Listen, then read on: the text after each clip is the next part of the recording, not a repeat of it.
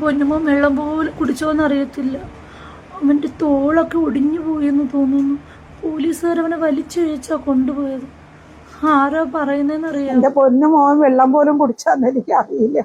അത്രമേലെ ആവശ്യതയായി എന്റെ കുഞ്ഞിന്റെ കഴുത്തെല്ലാം അടിച്ച് പൊട്ടിച്ചിരിക്കുന്നു. എന്റെ കുഞ്ഞിന്റെ കഴുത്തെല്ലാം ഒടിഞ്ഞതാണെന്ന് അറിയില്ല. ഇങ്ങനെ കുമ്പിട്ട് കിടന്ന് വലിച്ച് പോലീസ് അറമ്മൽ വലിച്ചെടുത്തോണ്ട് പോകുന്ന രംഗമാണ് കണ്ടത്. അതിന്റെ ഇടയിൽ പിഞ്ചു കുഞ്ഞിനെ ക്രൂരമായിട്ട് മർദ്ദിച്ച് കൊന്ന അഷ്കർ എന്ന് പറയുന്ന മൃഗത്തിന്റെ ഉമ്മ പറയുന്നതാണ്. അവർക്ക് അവരുടെ മോൻ ഇപ്പോഴും കുഞ്ഞു പാവ. ഈ കുഞ്ഞിന്റെ 2 കൈ ഒടിഞ്ഞു തൂങ്ങിയപ്പം ഈ തള്ള കണ്ടില്ലല്ലേ, അവനെ അടുക്കി ഇടിക്കുകയും മൂക്കിലിടിക്കുകയും ഒക്കെ ചെയ്തത് കണ്ടിട്ട് മാനസികമായിട്ട് തകർന്ന് പുറത്തുപോലും ഇറങ്ങാൻ പറ്റുന്നില്ലെന്നാണ് ഈ ഉമ്മച്ചി പറയുന്നത്. അടിക്കുന്നു, എറിയുന്നു, മൂക്കിലിടിക്കുന്നു, ഇതേ രംഗങ്ങളാണ് കണ്ടത്. അത് കണ്ടിട്ട് ഞങ്ങൾ ആരും ഇതുവരെ മാനസികമായിട്ട് ഞങ്ങൾക്ക് ആർക്കും പുറത്തിറങ്ങാനുള്ള മാനസികം ഇതുവരെയും ഇവര് പുറത്തിറങ്ങാതിരിക്കുന്നേ നല്ലത്. ഇറങ്ങിയ നാട്ടുകാർ തല്ലിക്കൊല്ലും. ചില അമ്മമാരുണ്ട്, മക്കൾ എന്ത് തെണ്ടിത്തരം കാണിച്ചാലും കൂടെ നിന്ന് കൊടുക്കും.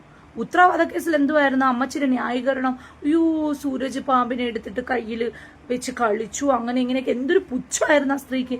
ആ സ്ത്രീ ഇതേ കണക്ക് തന്നെയായിരുന്നു. എത്ര കാണിച്ചാലും നമ്മളെ മക്കളായാലും ആരായാലും തെറ്റ് തന്നെയാണെന്ന് സമ്മതിക്കാൻ പഠിക്കണം ആദ്യം. സമൂഹത്തിലെ പെണ്ണുങ്ങളോട് പറയാനുള്ളതെന്ന് വെച്ച് കഴിഞ്ഞാൽ, ഡിവോഴ്സ് ആകുമ്പോൾ അല്ലെങ്കിൽ ചെറുപ്പത്തിൽ ഭർത്താവ് മരിക്കുമ്പോൾ ഒന്ന് 2ാമത് കല്യാണം കഴിക്കുന്ന ഒരു തെറ്റായിട്ട് ഞാൻ പറയുന്നില്ല. തെറ്റല്ലത്, നമുക്കൊരു ജീവിതം വേണം, എല്ലാം വേണം, ഓക്കെ. പക്ഷേ ഇപ്പൊ ആളുകളെ നമുക്ക് നോക്കി ചക്കയോ മാങ്ങയോ അല്ല ചുഴിഞ്ഞെടുക്കാൻ വേണ്ടിയിട്ട് ചിലപ്പോൾ അവർ നമ്മളെ മുമ്പിൽ നല്ലതായിട്ട് അഭിനയിക്കുമായിരിക്കും, നമുക്ക് പറ്റിപ്പോകുമായിരിക്കും, 2ാമത്തെ ബന്ധവും ആയിരിക്കും. പക്ഷേ എന്ത് തന്നെ വന്നിരുന്നാലും നമ്മളെ മക്കളുണ്ടെങ്കിൽ നമ്മളെ മക്കളെ സംരക്ഷിക്കേണ്ടത് നമ്മുടെ കടമയാണ്. മനസ്സിലായില്ലേ? അത് നമ്മുടെ മാത്രം കടമയാണ്.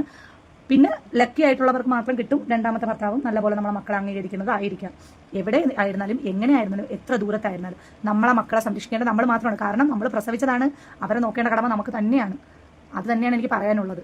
ഏതൊരു പെൺകുട്ടിയും 2ാമത് കല്യാണം കഴിക്കുവാണെങ്കിൽ അത് കുട്ടിയുള്ളതാണെന്നുണ്ടെങ്കിൽ അവരുടെ കുട്ടിയെ ചേർത്ത് നിർത്തേണ്ട ബാധ്യത അവർക്ക് മാത്രമാണ്. അവരെ കൂടെ അക്സെപ്റ്റ് ചെയ്യുന്ന ഒരാളെ മാത്രം സ്വീകരിക്കാൻ ശ്രമിക്കുക. അല്ലാതെ നമ്മളെ സുഖത്തിന് വേണ്ടിയിട്ട് നമ്മളെ കുഞ്ഞിനെ കളഞ്ഞിട്ട് മറ്റൊരാളുടെ കൂടെ പോകുന്നതിനോട് എനിക്ക് ഒരു യോജിപ്പുമില്ല.